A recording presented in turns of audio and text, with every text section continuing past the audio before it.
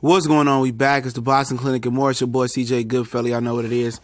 Doing another video, man. And some other news that, I'm just not going to do a video on is simply Canelo Alvarez was stripped of his ring belt. It didn't really seem worthy. And some other stuff I'll talk about in a live video.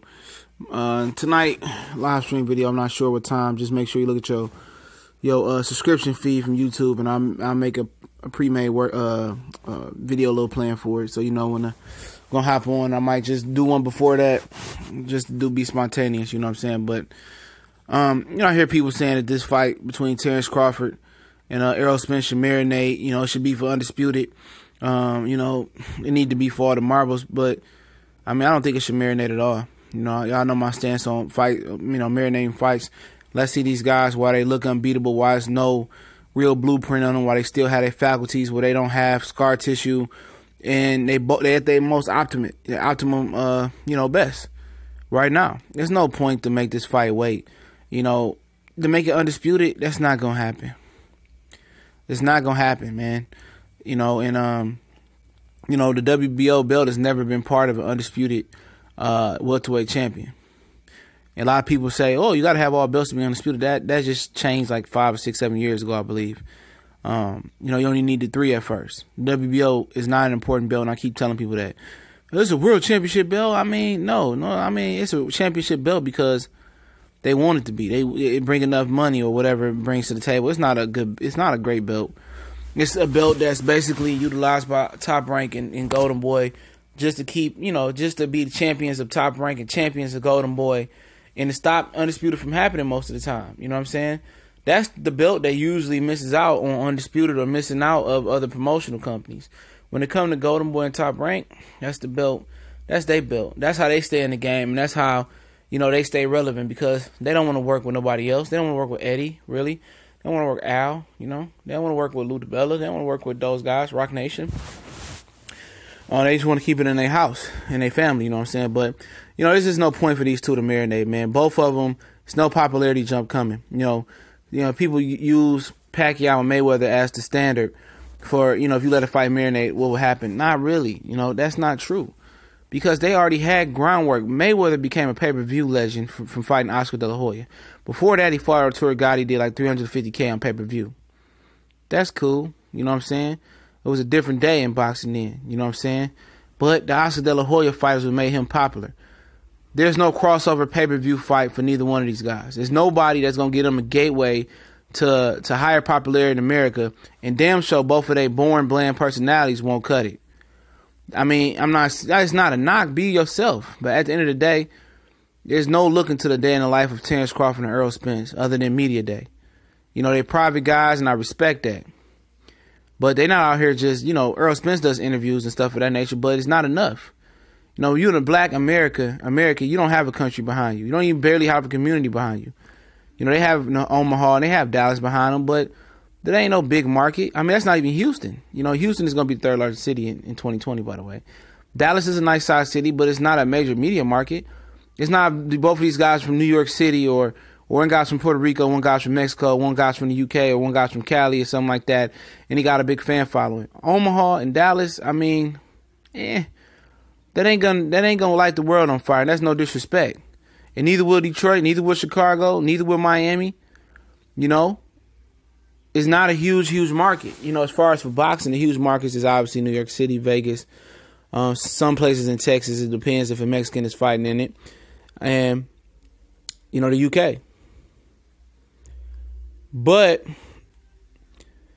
like I said, man, they want to let this marinate. It just makes no sense.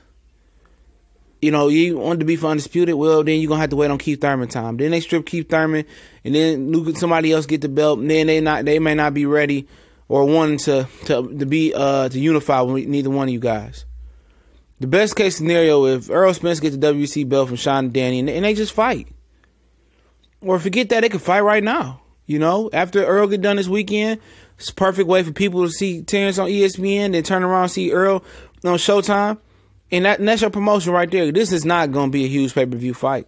So there's no reason to marinate. There's no reason for both of these guys to go get more wear and tear on they tires, more wear and tear on them, fighting meaningless fight, taking meaningless punches, You know, and at the end of the day, if the WBC is involved, if it's for Undisputed, at the end of the day, they could spin it for a couple more dollars. But guess what? None of these guys are lighting the pay-per-view network numbered lines on fire. You know? None of them are. They can fight for all the belts. Crawford fell for all the belts with Julius Ndongo. Did it really boost his stock with the casual fans? Fuck no. A lot of people starting to take notice. But at this rate, I mean, y'all guys wanted to wait what? 2 or 3 years? And shit, Keith Thurman might not be back in 2 or 3 years still. You know, Earl might hold the WBC and the IBF. Terence got the WBO. That's enough right there. Even with the IBF and WBO, it's enough right there. I'm tired of hearing them take subliminal shots. Oh, this and that. I got to clean my side of the street up. And Lomachenko better than him. And you know what? Errol Spence might not make it. Fuck all that kid and that girl stuff, man. Forget all that. There's no need to hold this fight up any more longer. Make it happen. It's one of the better fights in boxing. It's the best fight in boxing. It's what boxing needs. It don't need to be pay-per-view. It needs to be regular CBS, regular Fox, regular ABC, at regular NBC. It needs to be on that pedestal. It needs to be the fight that potentially can put boxing on top or save boxing. That's the type of fight this is. This is an elite level fight that will not fall short. This will not be a Mayweather versus Pacquiao, leave things to be desired. This will be leaving boxing talked about, and they will put boxing as the #1 sport in the world that night. So people want this fight just to sit and wait and somebody to upset one of them, which is not out there, that possibility. One of them to get scar tissue. One of them get old. One of them not to make weight no more, which would that be with Errol Spence. He's a guy that squeezed down and come down to 147 anyway. And one day he might not be able to make the weight. And then he go to 54. Then, oh man, that would have been a great fight at welterweight. You know, at 154, Errol Spence just way too much for Terence Crawford. So what is you waiting for? Only thing that could mess this fight up is time. Time. And Bob Arum done this shit before with Gamboa and Juan Lopez. A lot of people wanted to see that fight. He promoted both of them, didn't never make the fight. You know, Leonard Slido whooped on Lopez, and eventually Gamboa got whooped on. Moved up and got whooped on. That was a fight he could have easily made. So if promoters are not willing to make fights under their own promotional banner, I mean, then what the fuck you need a promoter for then? And I see one of Bud's handlers say, all Earl got to do is ask for the fight. Terence will fight anybody. Yeah, Terence will fight anybody, but would Bob Arum be willing to crunch the numbers with Al Hammond for Errol Spence? And people say, well, he did it for John Molina, Felix Diaz. That's a totally different talk. Those are C-sides. Those are not demanding for 50-50 splits or they're not demanding for I'm the A-side. I mean, they know what their place in this world is, and that's a C-side fighter, not even a B-side fighter. When I say C-side fighter, they a C-side fighter. That's what I mean. They're not even a B. You know, and for all of us that say, oh, Bob really don't care for Terence having to fight on ESPN and not really promoting him like that. Obviously, he cared enough about Terence Crawford not to let him go walk across the street and meet him in the middle of the street and fight Errol Spence. Obviously, he values Terence Crawford to some point, and I believe he do value Terence Crawford. I believe ESPN values Terence Crawford.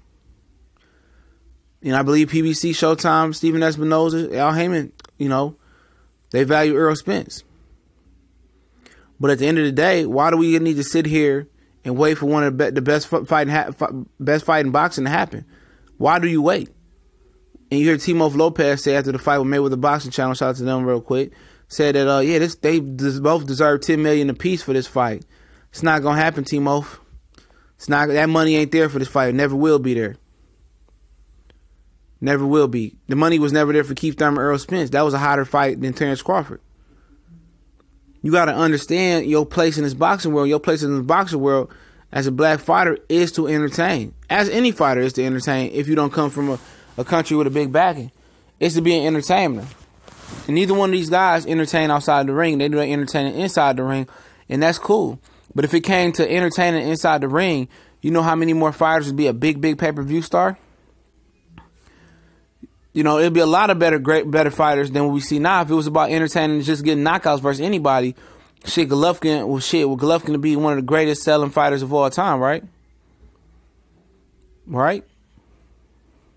If it was all about knockouts, Deontay Wilder would be the best fighter in the world right now. He'd be the most popular fighter in the world and won't be begging shit for Anthony Joshua, right?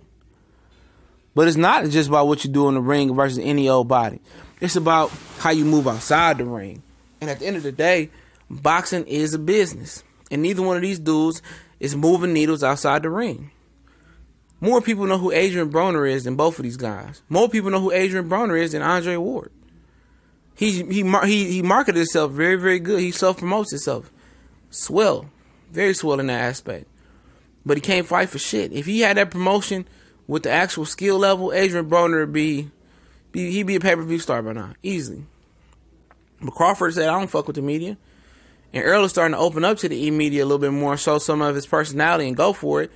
But like I told you guys before, a lot of them fighters don't want to sign with Mayweather Promotions, you know, because they don't want Floyd to overshadow him. He see how Floyd treats his fighter, and that's cool.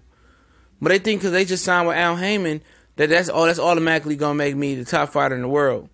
It don't work like that. Obviously, Floyd brought some ingredients to this recipe that you're not bringing. You got Al. You think that's good enough? Absolutely not. If it was good enough, then Errol Spence, Keith Thurman, Danny Garcia, Sean Porter be somewhere better in their career popularity-wise than where they at. But guess what? That's not the truth. You need more than Al Heyman. You need a plan. You need a personality. You need a scheme. You need something like 24/7 that Mayweather had. Like Kelly Enigma said today. Remember when Floyd came out to Queen, whatever, that another one bites the dust, and mocked the artillery Gotti crowd and people was mad and booing him? He found this niche right there, and he took a personality like the Nature Boy Ric Flair, or Hulk Hogan, or The Rock, or Stone Cold. He made a persona. He was the fool in my Ice Cube. He was the nigga they love to hate. So training lost their soul. Most of y'all too young for that, but like I said, he found this niche. His popularity was his niche. Neither one of these guys got a gateway to Oscar De La Hoya's pay-per-view stardom. There's no fighter out here, even Pacquiao at this point, is not going to get them that superstardom that Oscar De La Hoya helped get Floyd to. It's not there. So therefore if that superstardom type jumping popularity, pay-per-view type shit ain't there, then why are you marinating the fight? Only thing at this point is you're doing is hurting the fight value. Because both of these guys ain't going to do shit exceptional outside the ring. At this point, you letting them marinate is letting the value of the fight drop. That's all you're pretty much doing. That's it. And a lot of people may disagree with me, but like I said, what fight? Even if Danny and Sean Earl beats them, he beats Keith Thurman, get all the belts, and they go for undisputed. That's good. But are casual fans gonna pay $60, $70 to see that? Absolutely not. Even with a stack undercard, people are not gonna pay to see it. And that's a long shot. That's a long shot. The best case scenario, I'll let this marinate into if Errol Spence get Danny and Sean at the end of the year, he unified the IBF and WC, and the Terence Crawford fight need to happen then. Seriously, it needs to happen at that point. Anything longer is going to hurt the value of the fight. Somebody else going to come in and hurt one of them, or one of them going to have a subpar performance, or people just going to be tired of them defending their belts versus bums and regular guys, and people want to see, and some people, the hardcore, is going to want to see the fight.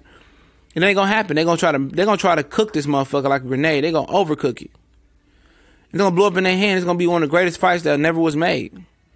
So there's really no point to marinating. A lot of people don't understand. It's no point. They are who they are at this point. These are the fights that people remember and say, you know what? He was in a good-ass fight versus Errol Spence. Or he's in a good-ass fight versus Terence Crawford. He fighting who next? You know what? I pay. I want to check to see what's going on with that fight. This is their gateway fight to bigger and better fights. It's not quite Floyd Oscar De La Hoya kind of stepping stool gateway, but this is their gateway to being bigger and better fighters and building a legacy, being going to the International Boxing Hall of Fame. This is their gateway to almost being pay-per-view. This is their gateway to that. And history tells us that they're going to fuck it up on both sides. But let me know what you think, man. It's TBC and more. It's your boy CJ Goodfella, man. If you like what you heard, hit the subscribe button, the bell icon, so you know when we go live and upload. We going live definitely tonight, and probably I might try to fit a live in somewhere between when I drop this video in like 9, 10 o'clock, but I'm not pretty sure. So you know what it is, man. We've been dropping boxing all day long. dropping some basketball today as well already. So check the archives, and never know, whatever pops up, we're gonna try to cover it if it's worthy. And also, Ryota Murata was ordered to fight Robert Brandt for the regular WBA. So y'all can check into